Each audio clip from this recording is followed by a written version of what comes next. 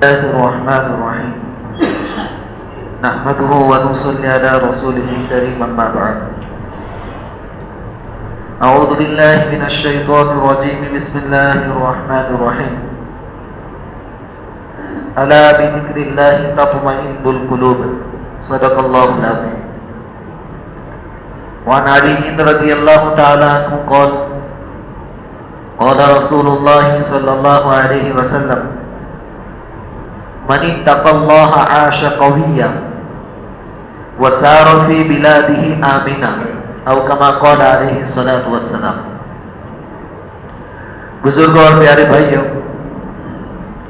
اللہ رب العزت کا بے انتہا کرم اور احسان ہے کہ اللہ تبارک و تعالی نے ہم سب کو ایمان کی دولت سے نوازا ہے. میں نے آپ کے سامنے قرآن کریم کی ایک آیت پڑھی ہے اور ایک حدیث نبی کریم صلی اللہ علیہ وسلم کی سنائی ہے. قرآن کریم کی آیت کریمہ کا ترجمہ یہ ہے کہ سنو، اللہ کے ذکر سے ہی دلوں کو اطمینان نصیب ہوتا ہے.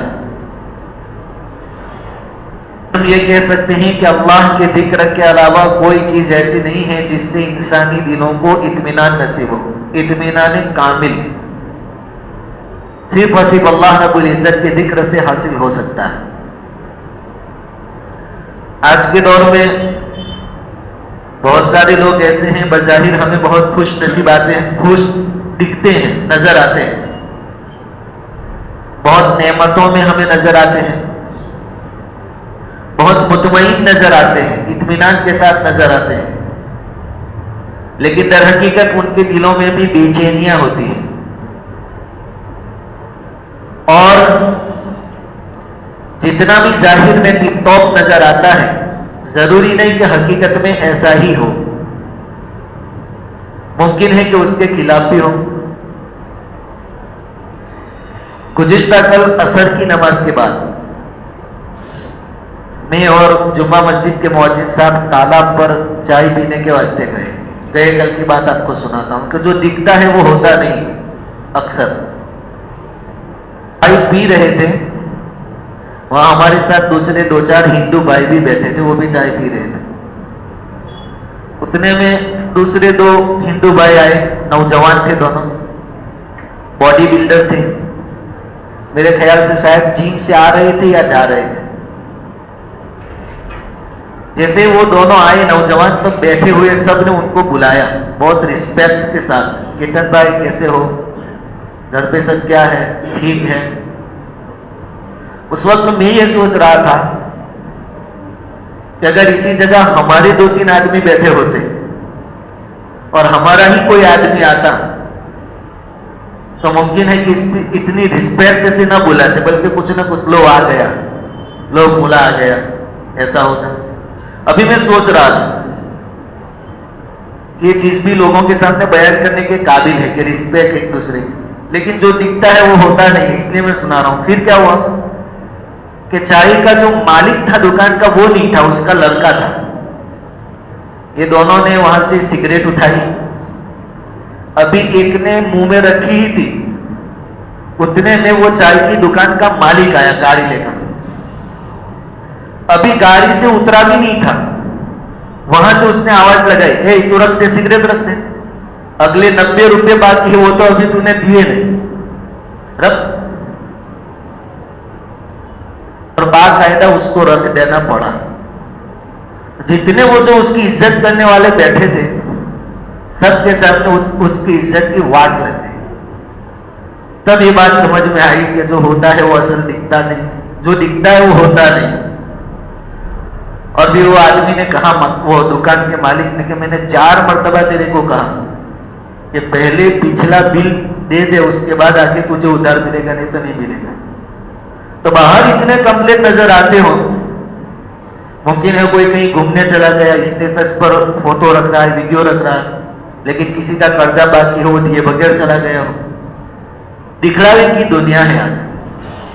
آدمی اطمینان کا دھون تو کرتا ہے لیکن اطمینان تو ہوتا نہیں. اطمینان کے لیے صرف ایک ہی راستہ ہے، الا بذکر اللہ تطمئن القلوب. اللہ رب العزت فرماتے ہیں کہ سنو میرے ذکر میں ہی اطمینان رکھا ہے. اگر آپ اللہ والے بن گئے, اللہ کو یاد کرنے والے بن گئے, تو آپ خالی ہاتھ ہوں گے تو بھی اطمینان ہوگا. اس کے ساتھ الجامع الصغیر کی ایک روایت میں نے آپ کے سامنے پڑھی, بڑی کام کی روایت ہے آج کے دور میں. حضرت علی رضی اللہ تعالیٰ عنہ فرماتے ہیں کہ نبی کریم صلی اللہ علیہ وسلم نے ارشاد فرمایا کہ جو کوئی اللہ سے ڈر کر زندگی گزارے گا, اللہ سے ڈر کر گناہوں سے بچ کر زندگی گزارے گا, عاش قویًا, بے خوف ہو کر زندگی گزار سکے گا. اس کو کوئی خطرہ نہیں ہوگا, کوئی ٹینشن نہیں رہے گا. چاہے ہوائی جہاز میں اڑ رہا ہے لیکن اس کو اس وقت بھی کوئی خطرہ محسوس نہیں ہوگا, وہ بالکل اطمینان کے ساتھ ہوگا. وَسَارَ فِي بِلَادِهِ آمِنًا, اور اپنے شہر میں اپنے ملک میں بے خوف ہو کر امن کے ساتھ گھوم پھر سکے گا, رہ سکے گا. شرط کیا ہے؟ مَنِ اتَّقَ اللَّهَ, جو اللہ سے ڈرا, جو متقی اور پرہیزگاری کے ساتھ زندگی گزارے گا, اللہ کی یاد کے ساتھ زندگی گزارے گا, اللہ دیکھ رہے ہیں اس کا دھیان رکھ کے زندگی گزارے گا. وہ کہیں بھی چلا جائے, دشمنوں کے ملک میں چلا جائے, بلکہ ایک روایت میں تو یہ لفظ صراحتاً موجود ہے, سارا فی بلادی عدوہ آمینہ, دشمنوں کے شہروں میں, ان کے ملکوں میں جا کر بھی اطمینان سے زندگی گزار سکے. یہاں اطمینان ہے, اللہ کی یاد میں اطمینان ہے, تقوی اور طہارت کے ساتھ زندگی گزارنے میں اطمینان ہے. اس کے علاوہ آپ کو کسی اور جگہ اطمینان نہیں ملے گا. اگر آدمی گناہ نہیں چھوڑتا تو یاد رکھیں گناہوں کے ساتھ اطمینان والی زندگی نصیب نہیں ہو سکتی, بلکہ آدمی جتنا گناہوں میں آگے بڑھتا جائے گا اس کی بے چینی بڑھتی جائے گی. دل میں ایک وحشت ہوگی, ایک انجانا خوف محسوس کرے گا. آدمی کبھی سوچتا کہ مجھے کوئی ٹینشن نہیں ہے پھر بھی میں پریشان کیوں ہوں. ایک انجانا خوف اس کو پریشان کرے گا. جتنا اللہ سے دور ہوگا اتنی اس کو وحشت ہوگی, اتنے اس کی زندگی میں بے چینیاں پیدا ہوں. حکیم الامت حضرت مولانا اشرف علی تھانوی رحمۃ اللہ علیہ ایک مرتبہ ٹرین میں سفر کر رہے تھے. اب آپ کی ٹرین کو جانا ہے ادھر مشرق کی طرف. ٹرین میں ایک بوڑھے میاں چڑھ گئے. اب ٹرین چلنا شروع ہو گئی, فاسٹ ٹرین ہو گئی, چلنے لگی. ٹرین چلنے لگی, اس کے بعد بوڑھے میاں نے حضرت سے پوچھا کہ یہ ٹرین کہاں جائے گی؟ تو حضرت نے کہا یہ روڑکی جا رہی ہے ادھر. اور یہ بوڑھے میاں جو تھے ان کو ادھر جانا تھا, یہ غلط ٹرین میں بیٹھ گئے تھے. حکیم الامت حضرت مولانا اشرف علی تھانوی رحمۃ اللہ علیہ فرماتے ہیں کہ جیسے جیسے ٹرین کی اسپیڈ بڑھتی گئی بوڑھے میاں کی بے چینی بڑھتی گئی, کیونکہ اپنی منزل سے بالکل مخالف سمت میں جا رہے ہیں. ان کے بے چینی کو دیکھ کر حضرت نے فرمایا کہ آؤ بیٹھو تھوڑی دیر بات چیت کرتے ہیں. بوڑھے میاں کہنے لگے کہ آپ کو بات چیت کی پڑی ہے, یہاں میری بے چینی بڑھ رہی ہے. میں یہ سوچ رہا ہوں کہ کہاں کوئی اسٹیشن آ جائے اور میں واپس اتروں اور ادھر جانے والی ٹرین میں بیٹھ کر ادھر جاؤں. تو اس سے حضرت حکیم الامت رحمۃ اللہ علیہ نے فرمایا کہ آدمی جتنا اپنی منزل سے دور جائے گا اتنی زیادہ اس کی بے چینی بڑھتی جائے گی. پھر نہ اس کو بات چیت اچھی لگے گی, نہ کھانے پینے سے اس کو راحت اور چین اور سکون نصیب ہوگا. تو جتنے زیادہ ہماری زندگیوں میں گناہ ہوں گے اتنی زیادہ بے چینیاں ہوں, ہمارے کام بگڑتے جائیں. اور کامل اطمینان حاصل کرنے کے لیے ہمارے لیے ضروری ہے کہ ہم کامل فرما بردار بن کے رہیں.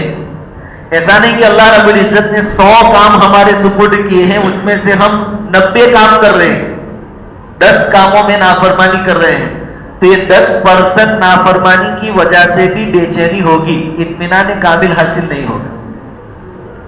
ہمارا جو جسم ہے, باڈی ہے, مان لو کہ پورا فٹ ہے, 99% فٹ ہے, کوئی پرابلم نہیں. لیکن 1% انگلی میں آپ کو کانٹا لگ گیا, 1% کا مسئلہ, 1%. اس 1% کی وجہ سے اس کا درد اور تکلیف پوری باڈی کو محسوس ہوگا. یہ 1% کی وجہ سے 99% کا مزہ بگڑ گیا.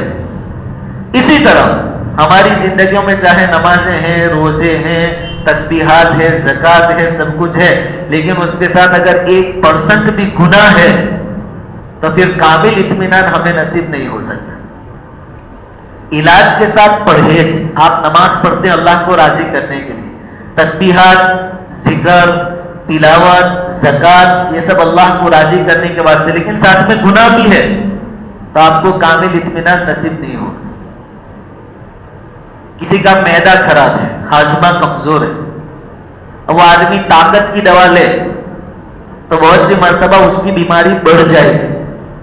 اگر کوئی ماہر حکیم اور ڈاکٹر ہوگا وہ اس کو کہے گا کہ طاقت کی دوا ابھی آپ کو نہیں کھانی ہے، پہلے آپ اپنے ہاضمے کا علاج کروائیں، اس کو مضبوط کریں، اس کے بعد طاقت والی دوا آپ کو کھانی تو اثر ہوگا۔ اسی طرح ہم نمازوں کے بعد دعائیں مانگتے ہیں اللہ سے رو دھو کر، سب کچھ اپنی جگہ برابر ہے اور ہونا چاہیے، لیکن ساتھ میں معدے کی جو کمزوری ہے، ہاضمے کی یعنی گناہ کی جو چیز ہے، اس سے پہلے اپنے آپ کو بچانا ہوگا، اس کے بعد ہماری دعاؤں میں اللہ رب العزت اثر پیدا فرمائے۔ ایک طرف دوا بھی ہے اور دوسری طرف پرہیز بھی نہیں کرتے تو دوا کا اثر جیسا ہونا چاہیے ویسا نہیں ہوگا۔ جس کی زندگی میں تقویٰ ہوگا، اللہ کی یاد ہوگی، اللہ کا ذکر ہوگا، ان کی زندگیاں اطمینان کے ساتھ ہوگی، ان کو گناہ کرنے میں شرم آئے گی، گناہ کرنے میں ان کو شرم آئے گی۔ جیسے کوئی پاک بیٹا ہوتا ہے، فرما بردار بیٹا ہوتا ہے، وہ اپنے باپ کے سامنے سگریٹ پینے میں شرم محسوس کرتا ہے۔ ہاں بد اخلاق ہے تو ممکن ہے وہ باپ کے پاس ہی ماچس مانگ لے کہ ابا ذرا ماچس لاؤ، وہ بد اخلاق کی بات ہے۔ اسی طرح جو آدمی اللہ سے ڈرنے والا ہے اس کو گناہ کرنے میں اللہ سے شرم آئے گی، اور جن کی زندگیوں میں تقویٰ نہیں ہے، اللہ کا استحضار نہیں ہے، ان کو کوئی پریشانی نہیں ہوگی، وہ تنہائی میں بھی گناہ کر سکتے ہیں اور مجمع میں بھی گناہ کر سکتے ہیں، ان کو کوئی فرق نہیں پڑتا۔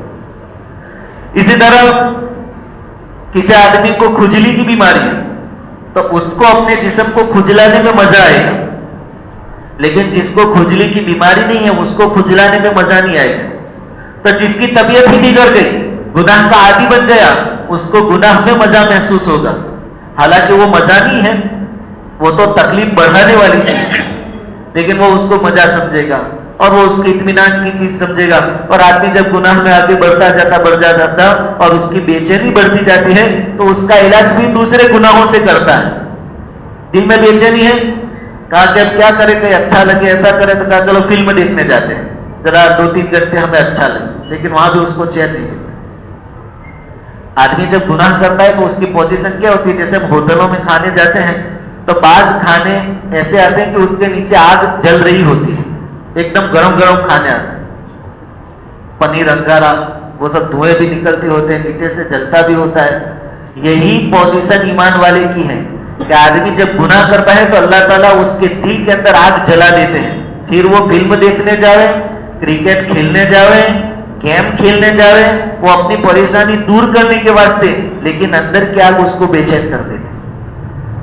تو جتنے گناہ ہوں گے اتنی زیادہ بے چینی ہوگی۔ گناہوں سے اپنے آپ کو بچانا یہ بہت امپورٹنٹ چیز ہے۔ گزشتہ جمعہ میں نے کہا تھا، وہ آج پھر سے کہہ رہا ہوں کہ ہم تہجد کی نماز نہیں پڑھ سکتے ہیں، زیادہ پریشانی کی بات نہیں۔ اشراق، چاشت، اوابین نہیں پڑھ سکتے ہیں، زیادہ پریشانی کی بات نہیں ہے۔ آپ صرف فرض ادا کریں، واجب ادا کریں اور گناہوں سے بچیں، اتنا بھی آپ کے لیے جنت میں لے جانے کے لیے کافی ہو جائے۔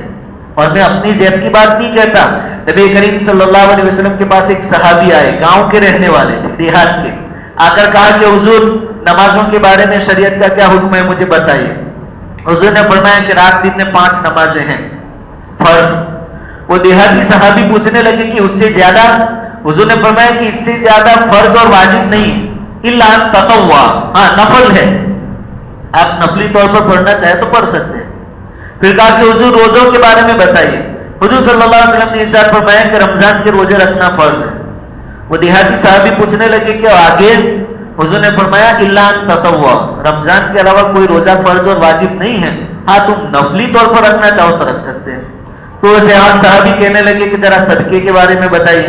حضور نے فرمایا کہ اگر آپ صاحب نصاب ہے تو زکوٰۃ فرض ہے، اس کے علاوہ کوئی چیز نہیں ہے، الا ان تطوع، ہاں اس سے زیادہ تم اور کچھ کرنا چاہتے ہو تو وہ نفلی صدقہ ہوگا، نفل ہوگا۔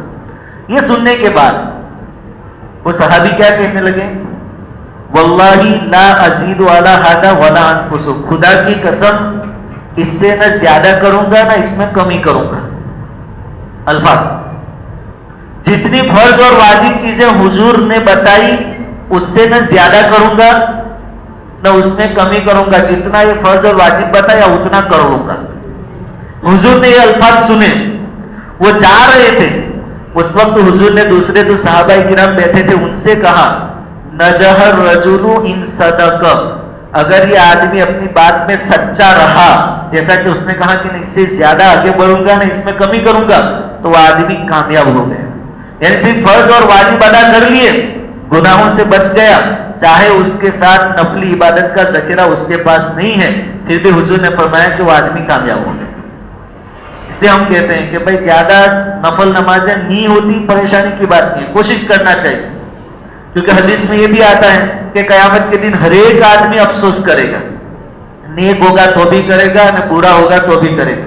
सहाबाए किराम ने पूछा कि बुरा आदमी अफसोस करे तो समझ में आता है, लेकिन नेक आदमी कैसे अफसोस करेगा? हुजूर सल्लल्लाहु अलैहि वसल्लम ने फरमाया कि वो ज्यादा नेकियां न करने पर अफसोस करे। इसलिए जितना हो इतना बहुत है, लेकिन अगर नहीं होता एक्स्ट्रा और नफल अमल कोई प्रॉब्लम नहीं, फराइज वाजिबात अदा करते रहिए, साथ में गुनाहों से बचते रहिए।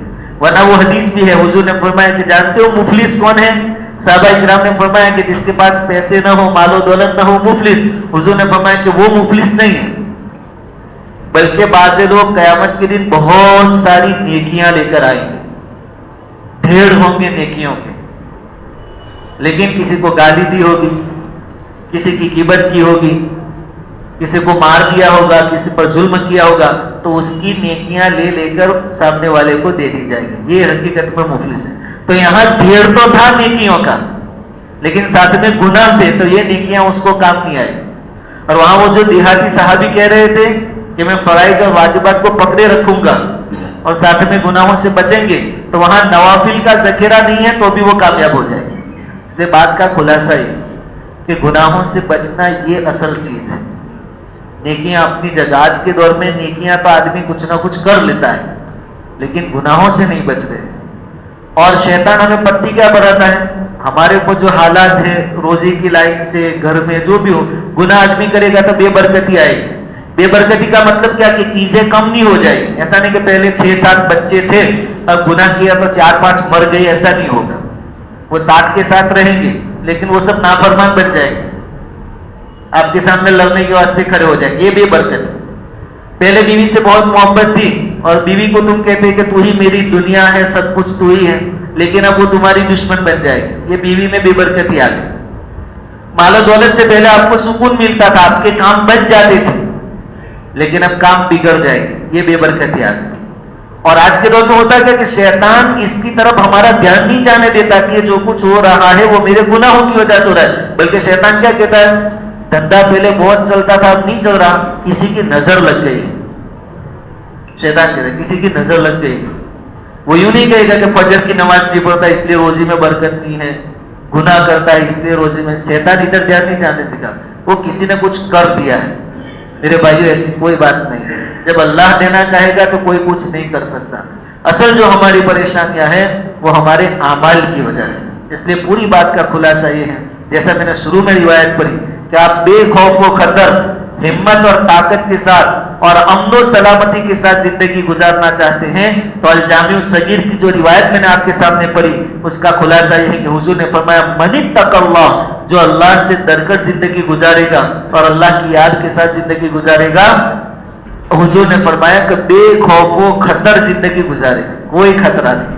हवाई जहाज में, विमान में भी उसको जरा टेंशन नहीं आएगा कि अभी कुछ होगा ना मैं मर जाऊंगा, ऐसा कोई बस में, रेलगाड़ी में, कोई जगह उसको परेशानी नहीं होगी। इसलिए अपनी जिंदगियों में गुनाहों से दूर रहे।